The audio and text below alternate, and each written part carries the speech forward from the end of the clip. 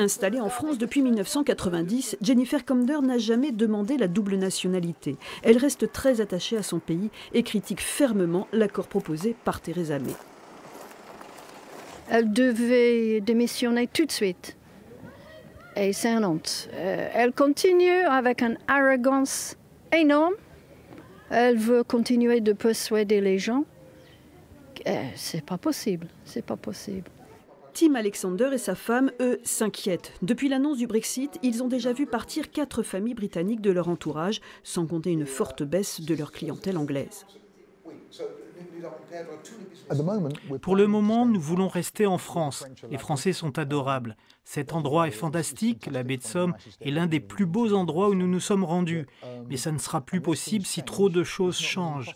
Diriger une entreprise en France ne sera plus possible. Gérer les gilets jaunes et le Brexit en même temps, c'est impossible pour des gens comme nous. Dans ce climat d'incertitude, d'autres Britanniques comme Peter Clark veulent rester optimistes. Je n'attends pas une grosse baisse de notre clientèle britannique qui est autour de 30-40% de notre clientèle. Je pense que les Britanniques vont continuer à prendre des vacances en France. Après le désaveu des députés anglais, une nouvelle phase de négociation devrait débuter avec l'Union européenne, une échéance que suivront avec attention les ressortissants britanniques de Picardie. Nous faisons partie de l'Europe, à 20 km de la France. Nous sommes européens, nous sommes comme les Français, comme les Allemands, nous avons un héritage commun.